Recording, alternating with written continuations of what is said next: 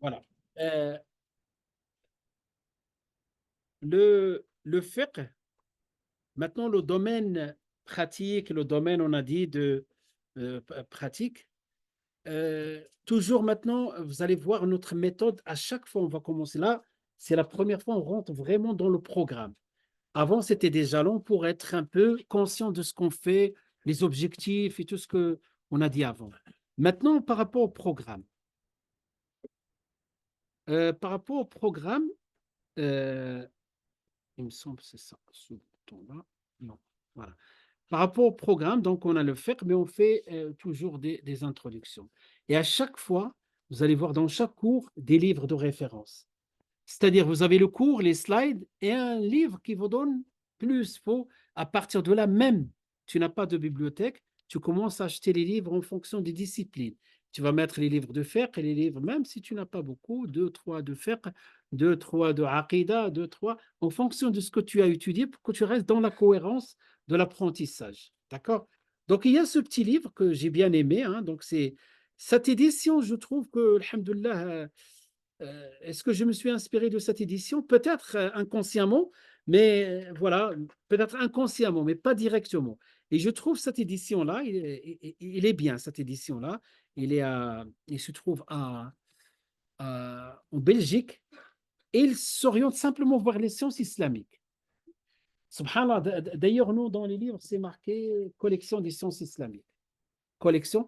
On ne fait pas des romans, on en fait autre, des livres, peut-être l'histoire, mais on est dans les sciences humaines. Mais vraiment les sciences islamiques principalement. Donc cette édition-là, qui est Al-Hadith édition, qu'est-ce qu'ils font? Eux, ils font que des traductions. Ils font que des traductions. Ça, ce petit livre, il s'appelle Introduction à la jurisprudence islamique. C'est quoi la jurisprudence islamique? Je vous ai dit tout à l'heure qu'il y a des disciplines qu'on leur donne plusieurs noms. Le fiqh. Le fiqh, on l'appelle la jurisprudence islamique ou la musulmane. Le droit musulman, le fiqh, des fois le fiqh tout court, ou le droit musulman. Et le plus répandu, c'est le droit musulman. Donc, une introduction, puisque je fais une introduction, il est petit, il est, sincèrement, je vous le conseille, ce livre. Hein. Il parle de simplement une introduction. Qu'est-ce que le fiqh? Le cours que je vais essayer de faire en une demi-heure, Inch'Allah. Il y a ce livre, on se base sur ce livre, dans le fiqh, simplification des règles des actes cultuels. Culturel ici. C'est-à-dire, en arabe, il est en arabe, il existe en arabe. Pour les arabophones, Fiqh al-Ibadat, Taysir, déjà Taysir, c'est un excellent livre. D'ailleurs, c'est le livre qui est enseigné au début, quand on a fait le cursus à Château-Chinon, c'est le livre qui enseigne là-bas. Cheikh Faisal Maulawi, c'est un livre, euh, on a, alhamdoulilah, on a tous ces livres dans la bibliothèque. Il est assez réduit, c'est-à-dire 300 quelque chose pages, parce qu'il y a beaucoup de chapitres. Et en même temps, il va à l'essentiel. Et j'aime beaucoup l'introduction qu'il y a dans ce livre-là. C'est pour ça, parce que il va parler de type de prescription juridique. Je vais définir ce que c'est prescription juridique. Moi, je parle de ce livre-là. Vous allez suivre le cœur avec Aïcha. Il se base sur ce livre. Il se base sur ce livre. Il y a un autre livre, Inch'Allah, mais surtout sur ce livre-là. Et moi, je prends de ce livre-là, dans mon cours-là, que la partie introduction, parce qu'il introduit au fiqh. D'accord? Il est en arabe et en français. Hein, donc là, en arabe et en français. Euh, voilà le plan. Je vous donnerai tout ça, Inch'Allah. C'est un cours qu'il faut plus d'une demi-heure. Mais Inch'Allah, je vous donne le reste, je vous donne les grandes lignes. C'est un cours sur lequel on ne va pas vous demander beaucoup de détails dans les, dans les examens parce que vous êtes au début. Simplement, on tire le maximum d'informations de là pour qu'on soit conscient voilà, des disciplines et les différences, on distingue, on nuance, etc. Donc, cette partie, on l'a vu, il commence à expliquer ça. Et après, il va situer le fiqh dans tout ça. Voilà. Et à partir de là, donc, il va situer le fiqh. Donc, alhamdoulilah, on a fait. Et ensuite, on a vu ça aussi. Qu'est-ce que le fiqh? On a dit dans la langue arabe, le fiqh, c'est la compréhension. D'où on a tiré ça? Ben, le Coran, avant que voilà, qu'on parle de droit et tout ça, le Coran parle de sens linguistique.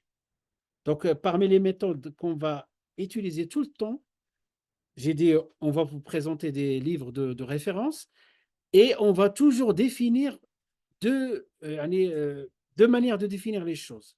Chaque discipline, chaque concept, il y a deux définitions. La définition linguistique et la définition terminologique.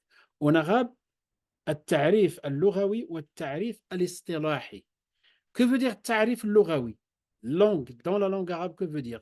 C'est-à-dire, tu fais abstraction sur tout ce que tu connais dans la religion. Que veut dire ce terme dans la langue arabe? Même la salat. Vous savez, la salat, hein, même les chrétiens d'Orient, ils vont dire on va faire la salade. Est-ce que c'est la même salade? Hein? Est-ce qu'ils ont le droit de l'appeler salade? Oui, oui, on ne peut pas. Hein? Ouais, ils étaient même avant nous. Et les juifs, pareil. Hein? Ils ont le droit aussi de parler de la salade. Ben, c'est ce qui est le point commun entre nous et eux, c'est le sens linguistique. Parce que le sens linguistique de la salade, c'est quoi? Tu cherches dans un dictionnaire. Que veut dire salat? Ad-du'a, l'invocation. C'est ça. Ça, c'est le sens linguistique. Al-ma'na al-lughawi. Le sens terminologique, eux, ils vont définir de leur manière et nous, on va définir de notre manière. On dit la salat en islam, ce sont des paroles, des gestes qui commencent par la takbira de l'ihram et qui finissent par le salam.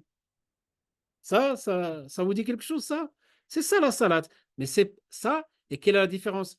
Tu poses la question chez vous, les catholiques, qu'est-ce que la salade? Il va dire, il va donner un autre sens. Là, on est dans le sens terminologique, c'est-à-dire on est dans la spécificité, on va dire, religieuse. Et donc, retenez ce terme-là. Souvent, on va passer vite, on va dire sens terminologique et sens linguistique et sens terminologique. Le sens linguistique, dans la langue arabe, que veut dire le fiqh? C'est la bonne compréhension. Dans la religion, hein, et Allah, il a employé ces termes-là dans le Coran. Par exemple, on va trouver des versets ما لهؤلاء القوم لا يفقهون كثيرا. Et un autre verset, c'est pas celui-là que j'ai dit ici. Vous savez, Allah il nous dit dans ce verset-là, et même, vous voyez, en phonétique, ولكن لا تفقهون تسبيحهم. Un verset important, tous les versets sont importants. Allah subhanahu wa ta'ala dit وإن من شيء إلا يسبح بحمده ولكن لا تفقهون le mot fiqh ولكن لا تفقهون تسبيحهم. Il n'existe rien qui ne célèbre sa gloire et ses louanges, mais vous ne comprenez pas leur façon de les glorifier. Quand vous entendez les oiseaux, nous on dit ils chantent, on ne comprend pas ce qu'ils chantent, mais en réalité, ils glorifient Allah. Les malaïkas aussi, on les entend pas. C'est ça le fait qu'on ne comprend pas. Les arbres, le tonnerre, Allah il le dit dans Surat le tonnerre, Ar-Ra'd. Yusabbihu ar-ra'du bihamdi. C'est-à-dire, Ar-Ra'd, il dit Subhanallah, gloire à Allah. Est-ce que tu comprends quand tu entends le bruit? Non. Donc, le terme compréhension, fiqh est égal compréhension. Tu es faqih, ça veut dire que tu comprends. D'accord? Ça, c'est le sens linguistique. Et on a des versets dans lesquels Allah subhanahu wa ta'ala, il a employé ce terme-là, ce qu'on appelle, il s'agit de la connaissance parfaite et la compréhension. Voilà des versets. Par exemple, Shu'aib, c'est un prophète qui était avant le prophète Mohammed sallallahu alayhi wa sallam. Et quand il a expliqué le tawhid à son peuple lui dit, après discussion, ils disent قالوا يا شعيب ما نفقه كثير مما تقول. Oh Shu'aib, nous ne comprenons pas grand-chose de ce que tu dis. Fiqh. C'est pas le fiqh dans le sens spécifique à la terminologique, le sens religieux chez nous, le sens linguistique. De la même manière, vous savez, quand on fait le prêche du vendredi, des fois, les paroles qu'on répète, les imams, ils commencent, non, ils ne commencent pas salat, j'ai mis salat, non, pas salat. Ils commencent Inna alhamdulillahi ta'ala nahmaduhu wa nasta'inuhu wa nastaghfiruh. Connaissez, comment on appelle ce prêche-là? Khutbah, on appelle khutbatu. C'est la sunna. Un prêche, il doit commencer toujours du vendredi par les louanges, la glorification, quelques versets, la salat sur le prophète sallallahu alayhi wa sallam. Tout ça, on l'appelle khutbatu al-haja. On l'appelle le discours du besoin, si je traduis. D'accord? C'est que, en tant qu'étudiant, c'est bien. Est-ce qu'il y a des jeunes qui ne sont pas mariés ici? Ah, dites oui ou là. Hein? Ah, très bien. Ah ben, vous avez intérêt à prendre ce discours. Vous savez pourquoi? Parce que normalement, dans la sunna, le jour où tu veux faire le fatha, vous voulez faire le mariage religieux, dans la sunna, si tu peux. Si tu peux pas, c'est pas grave. Mais si tu peux, tu commences, par exemple, toutes les conditions sont réunies, la sunna, Bismillah ar-Rahman ar-Rahim, quand tu demandes explicitement, tu dis Inna alhamdulillahi nahmaduhu wa nasta'inuhu matalan. Prends quelques passages et tu dis je demande la main de ta fille ou quelque chose comme ça. C'est sunna. Ceux qui ne connaissent pas, des fois on leur dit tu connais, je ne connais pas. Eh ben voilà, Inch'Allah, on va directement, on rentre dans le vif du sujet. Mais pourquoi j'ai dit ça, là, le rapport ici? Parce que quand on va faire un discours, on demande à Allah qu'il nous aide à prononcer, à être clair dans ses propos. Hein? Eh ben là, on rajoute, et souvent, moi, je le fais souvent, pratiquement dans tous les prêches, Wahlul uqdatan min lisani yafqahu qawli. Aidez-nous un nœud de ma langue afin qu'ils comprennent mes paroles. Qu'est-ce que j'ai employé comme terme? Fiqh. Yafqahu, yani, afin qu'ils comprennent mes paroles. C'est-à-dire afin d'avoir cette possibilité de parvenir jusqu'à la compréhension. Et donc là, on a employé le terme toujours, je vous explique le Coran, comment il emploie le terme linguistique de fiqh. Après, le sens terminologique, c'est tout simplement, il y a d'autres hadiths, mais yuridillahu bi khayrin yufaqihu fi din. En fait, ça me dit celui qu'Allah veut du bien, lui, il l'instruit ou lui donne la bonne compréhension de la religion. Qu'est-ce que le fiqh tout à l'heure, je vous ai montré cette définition. Il est en arabe et en français. Pour ceux qui connaissent l'arabe, voilà, il est en arabe. Tout en bas, je ne vais pas réciter en arabe. Mais on a dit la définition terminologique. Si je vous pose la question, qu'est-ce que le fiqh? Partir au moins avec ça, pas que ça, mais beaucoup de choses qu'on a vues aujourd'hui. Le fiqh, celui qui va donner une bonne réponse et que je vais être content quand je vois ça, parce qu'on a envie que ce qu'on a, on a envie de le partager. On fait tout pour que ça arrive, mais il faut des efforts des deux côtés. Donc, quelqu'un qui m'a dit le faire dans le sens linguistique, c'est la compréhension. Dans le sens terminologique, il me dit ça. Ce qui est marqué, le faire, c'est la connaissance des prescriptions juridiques, pratiques, extraire de leur indication, même si tu finis pas, tu arrêtes extraire de leur dalil. Hein, même tu réduis cette phrase-là, je dis Alhamdulillah. Il distingue entre le sens linguistique et le sens terminologique.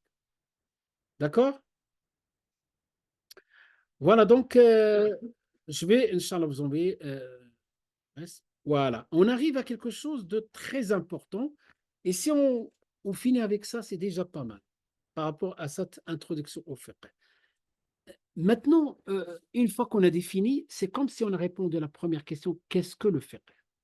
On a dit le fiqh, depuis tout à l'heure, on parle de toute la partie cultuelle, tout ce qui est pratique dans la religion. Hein, tout ce qui est pratique dans la religion. On parlait de tout ce qui est dogme, on parlait de tout ce qui est éthique, on parlait de tout ce qui est spirituel. D'accord? Maintenant, on est dans le fiqh.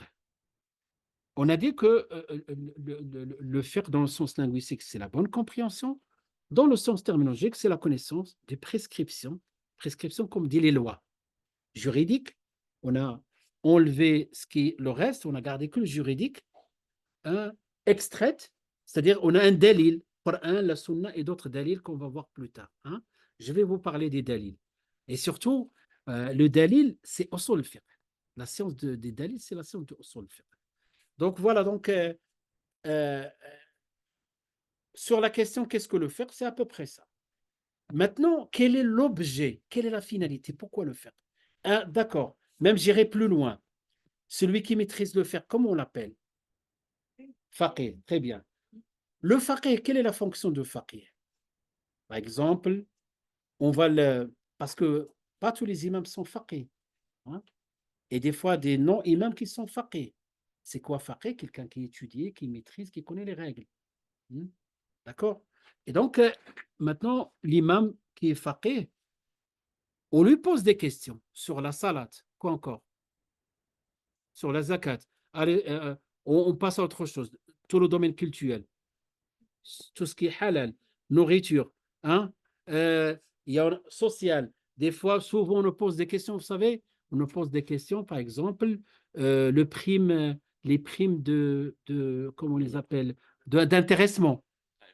Oui, ça aussi, on nous pose des questions. Sur la riba, cet argent, je l'ai fait ça, j'ai la zakat. Vous voyez, il n'y a pas que comment faire la salat. Tout ça, c'est le fiqh. Quel est le rôle ici qu'est-ce qu'il va vous dire là, on va essayer de trouver ensemble l'objet du fiqh, le but, la finalité du fiqh. Hein. Il donne un statut, très bien. Qu'est-ce qu'un statut? C'est-à-dire, tu vas lui dire, et il va te dire, par exemple, telle chose est consommable et que licite. Hein? Qu'est-ce qu'il peut te dire? Halal ou haram? Il n'y a que ça dans notre religion? Ah, il y a combien de statuts? Hein? 5. Lesquels? C'est-à-dire, par exemple, regarde, des fois, il te pose la question. Dis-moi, est-ce que c'est halal ou pas halal? Je lui dis, maintenant, tu m'as limité. Tu veux qu'une réponse, il y en ait un QCM. Tu ne m'as pas donné autre. D'accord. Eh ben, il y a autre. Le problème, c'est que ta question est mal posée. C'est que, oui, on peut dire que si tu fais ça, tu n'as pas commis de péché. C'est-à-dire, ça passe, c'est halal. Mais, et les préférences ou à éviter, par exemple, ou de préférence. Quand je dis à éviter, ça veut dire quoi? Intéressé, mais C'est quoi? c'est déconseillé. C'est déconseillé. Voilà. On a trouvé 3 jusqu'à maintenant. Il nous reste 2. Et quand tu lui as dit de préférence de faire, recommandé, conseillé. Et qu'est-ce qui nous reste? Obligatoire. L'obligatoire. Voilà. Ben, il passe son temps. Il a un travail facile, le faqih. Donc tu restes, il a 5 questions. Il te regarde, te dit halal. Il regarde les frères, il est en colère, haram. Hein? D'accord. Ben, non, mais c'est pas si simple que ça. Oh là là. Mais il ne sort pas de ces 5. Le problème, c'est que nous, on a réduit din, halal, haram. Alors qu'il y a 5 choses. Ça veut dire que quand ce n'est pas obligatoire, tu ne peux pas dire à quelqu'un, non, il faut que tu le fasses. Non, tu vas lui dire, c'est recommandé de le faire. Et si tu dis, moi je vois des gens qui sont, quand ils n'ont pas cette connaissance, ils discutent sur je ne vais pas donner des exemples parce que vous allez me poser des questions sur les exemples. Voilà, je vais m'en sortir avec le temps qui me reste. Donc, 2 fois, j'ai vu des situations, 2 qui discutent sur un acte qu'on fait tous les jours. Il m'a dit, est-ce qu'il est obligé de le faire? Et des fois, il formule la question de telle sorte, je dis oui. Moi, je reformule la question. Voilà, donc il me dit, est-ce que obligé de le faire? Je lui dis non. Il m'a dit non, il faut qu'il le fasse. Je lui dis sur le chef al-witr. Hein, chef al-witr, d'accord? Je lui dis sur le witr. Et il me dit, mais il faut qu'il le fasse quand même. Et ma réponse, euh, dans l'absolu, il n'est pas obligé. C'est bien de le faire, même très bien. Même, euh, c'est quelque chose de très proche de l'obligation. Mais ce n'est pas une obligation. Donc, c'est une obligation, non? Après, je lui rends je lui pose la question. Il y a combien de prières obligatoires en islam?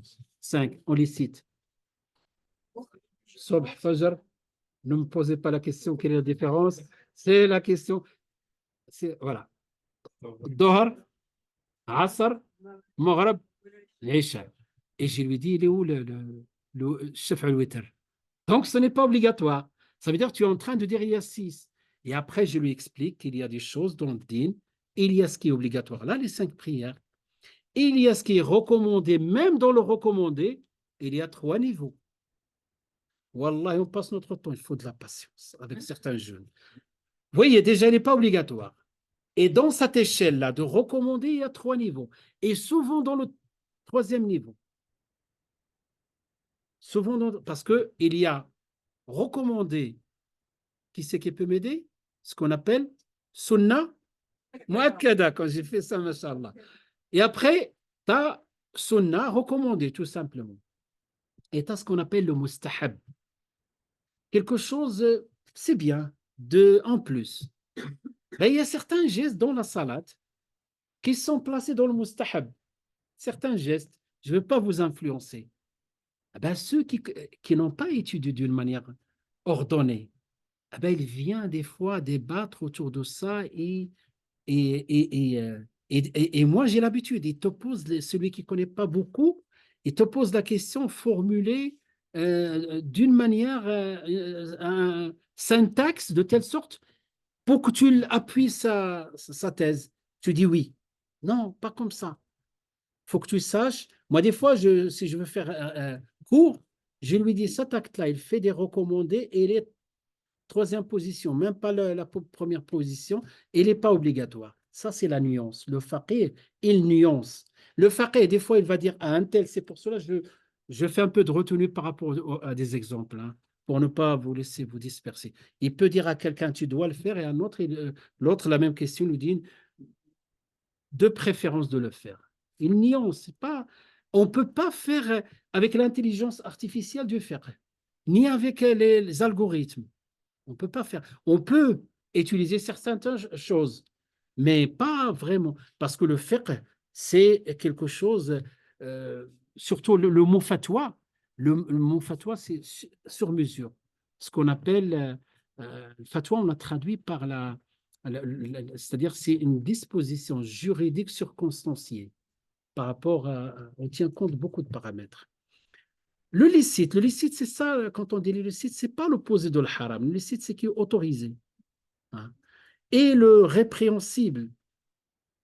Et chez les Hanafites, est-ce qu'il y a des personnes de communauté turque et Hanafites ici? Ah, mashallah. Ah ben, chez les Hanafites ici, par exemple, là, il y a deux niveaux ici. Il y a le fard et il y a le wajib. Chez les autres écoles, les Malikites, les Shafi'ites et les Hanbalites, il n'y a que l'obligation, le wajib ou le fard. Ben, nous, on tient compte, on s'inspire aussi de l'école hanafite sur certaines choses, pas obligé de tout dire, mais certaines choses, on dit ça, c'est tu n'as pas le choix sur ça. Mais d'autres choses, on fait cette nuance qui font les hanafites. Et au niveau des répréhensibles, qu'est-ce qui reste? L'illicite. Chez les hanafites, il y a sept. C'est pas compliqué à comprendre, Inch'Allah, quand on expliquera. C'est l'obligation, donc j'ai mis obligation comme si je dis est égal à wajib. Chez les Hanafites, obligation, fard. C'est différent, pas différent, c'est plus intense que le wajib. Le wajib, c'est obligation. Tout simplement, allez, tout simplement pour mieux comprendre, pour les Hanafites, ce qui est fard, soit la source, il est dans le Coran, soit dans un hadith dans lequel il y a beaucoup de voix, ce qu'on appelle le hadith notoire, comme l'obligation de la salat et tout ça, fard. Ils vont dire fard. Par contre, s'il y a une obligation qui est venue que par un hadith, quand je dis que, c'est pas pour sous-estimer, il est venu par ce qu'on appelle un hadith singulier, ils vont l'appeler wajib. Et pareil pour l'illicite. L'illicite, par exemple, l'interdiction de la consommation du vin et tout ce qui ressemble à la drogue, etc., ça, c'est pour eux, c'est haram. Hein? Tahrim. Tahrim, donc, et ce qui est euh, parvenu par un texte singulier, un hadith, ils vont lui donner l'appel haramun makro, quelque chose comme ça. Donc, nous, on se contente des 5 de la majorité, mais on fait les nuances. Voilà. Donc, là, l'exemple de l'ouajib, vous avez les 5 salats de recommander jeûner le lundi et le jeudi, des choses licites, les actes habituels, tout ce qui est habituel, tant qu'il n'y a pas d'interdiction, c'est licite. Et le répréhensible, ben, quand je donne la question, j'ai l'habitude toujours de poser cette question-là, quand je demande aux gens, donnez-moi des exemples de quelque chose d'illicite, déconseillé, répréhensible, déconseillé ou répréhensible, hein. L'exemple là, oui, ben, ils ont du mal à trouver, alors que les exemples sont nombreux. Voilà la réponse que j'ai. Tout ce qui est excès. Tout ce qui est même licite est excès. Dormir tard, c'est pas haram, mais c'est un excès. Trop manger, c'est pas haram, mais c'est l'excès. La consommation, hein? Scroller et valider dans le panier. Hein? Vous voyez ce que je veux dire? On n'a jamais travaillé un doigt comme celui-là. Les anciens, ils n'ont pas les doigts comme ça musclés. Nous, on les a. Et on en rajoute, on rajoute, on rajoute. Ah ben, tu as besoin de ça? Non, mais c'était pas cher. Voilà. Ça, c'est un peu. C'est l'excès. Voilà. Dans la consommation. Je ne rentre pas dans trop de détails par rapport à ça, parce que, alhamdoulilah, ça fait partie de l'éthique, d'éviter les excès. Et donc, regardez, c'est pas haram.